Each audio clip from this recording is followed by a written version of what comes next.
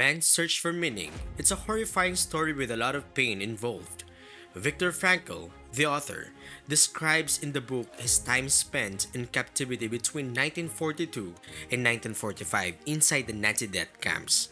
Based on his own experience and on the experience of his cellmates, who he later treats in his practice, Frankl argues that we cannot avoid suffering in life, but we can choose how to cope with it, find meaning in it, and move forward with renewed purpose. The core idea is this: understand with every cell in your brain and with every tissue in your body that living, in essence, involves a lot of suffering. Sometimes the pain is short but agonizing. Other times it's bearable but continuous. Trying to avoid pain in life at all costs is a fantasy. It's even childish to desire it because it's impossible to achieve. No matter what type dreadful moments come into our lives, the way we handle them is of great importance. At this point, I'm going to share you the 5 key lessons from Man's Search for Meaning. Lesson number 1: life is not about pleasure, it's about finding meaning. For a 24-hour period, we can experience a mixture of feelings: anxiety, joy, sadness, anger, affection, boredom, and many more. These mental conditions either help us or prevent us from achieving what we wanted in a particular situation. Modern society is trying to persuade us that we should constantly feel joy, but the reality is different, and we shouldn't settle with what advertisers are selling. Why? Consider the following situation. If you're attacked by a dog on the street, or a car is heading your way, or let's say a fellow student wants to hit you because you've sent a text message to his girlfriend, you'll surely don't want to feel pleasure or happiness. You'll want to feel anger, panic, anxious. This way you can defend yourself and avoid fatal ending. I mean, there's a good reason we have a portfolio of feelings which don't only include joy.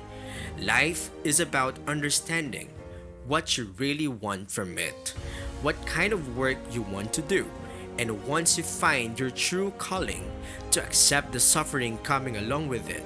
Trust me, there's always suffering involved. And according to the author, in some ways, suffering ceases to be suffering at the moment it finds a meaning, such as the meaning of a sacrifice. The next lesson would be: do not aim for success. Don't aim at success. The more you aim at it and make it a target, the more you are going to miss it. Fame shouldn't be pursued blindly. It's something that will emerge from our actions.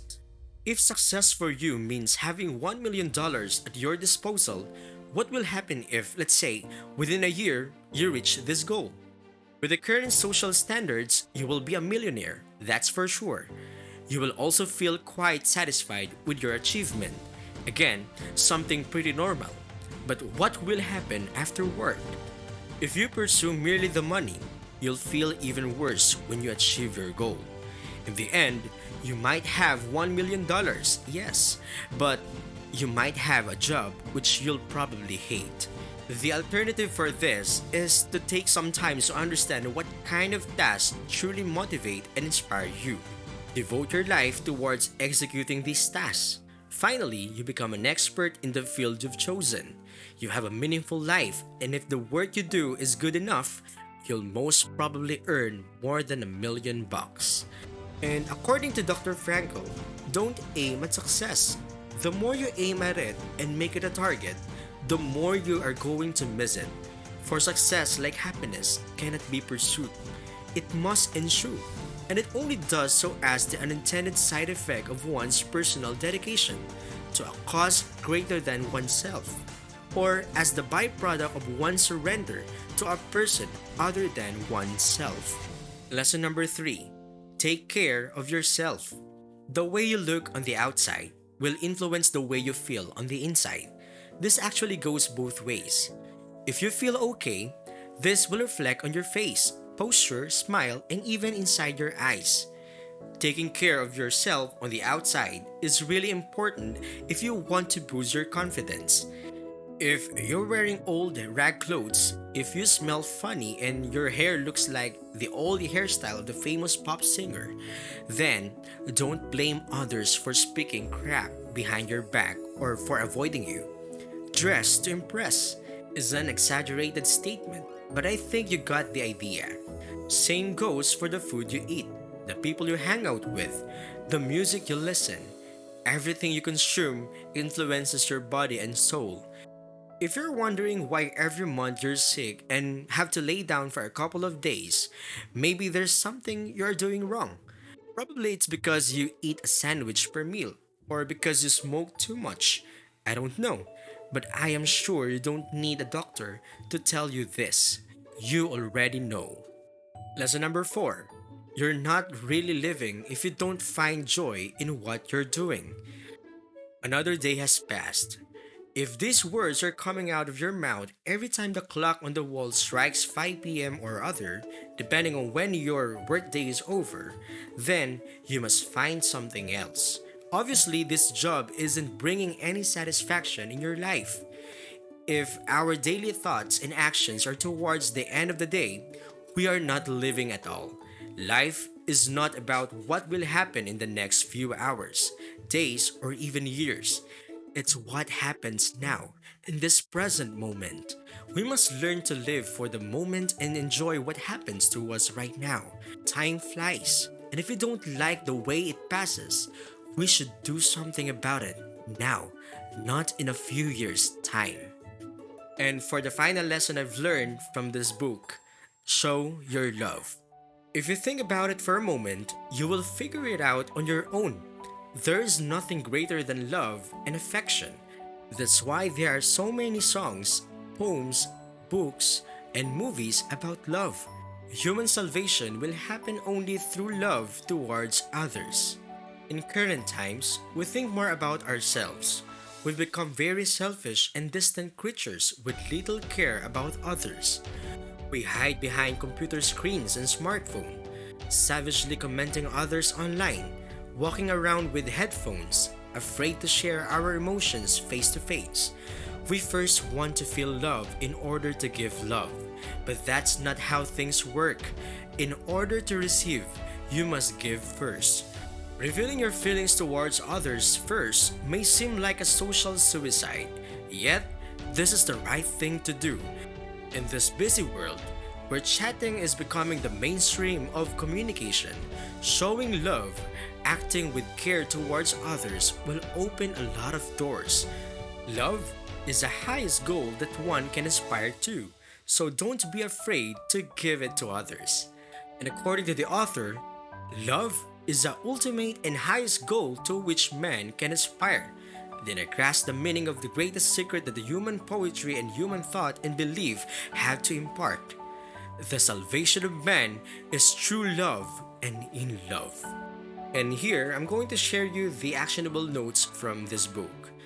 Inner strength. It's easier said than done, but the only thing you fully control is how you handle what life throws at you. People can take away your freedom, like put you in a jail, but not your feelings and the way you perceive things. You can feel imprisoned even if you're not in jail, so don't let external events control you. Focus on strengthening your internal reality. And the second one would be, we can get used to anything. Viktor Frankl survived in severe circumstances, with a fraction of the food, sleep, vitamins the average people take on a daily basis. Living a spoiled life is a privilege and actually quite achievable. Nevertheless, it might be a good idea to avoid getting too comfortable with a good life. This will make you a more grounded person, someone who will remain calm in crisis situation. And the third one would be the importance of meaning. If you don't have any ambition, you're living like a deprived of any future, like a float in the sea that only swings front and back depending on the waves. Everything you do will feel agonizing. By finding something meaningful to do, though, you'll float above the daily trivial tasks and survive even the most dreadful moments. It's hard to imagine how such a small book can offer so much to the reader. For me, the book is a composition of two things. First, the harsh story of the people held in the concentration camps. What was their daily life like? What were their thoughts, pains, and joys? Secondly, the author thoughts about meaning, his own and also for the rest of the prisoners. The whole story is masterfully described.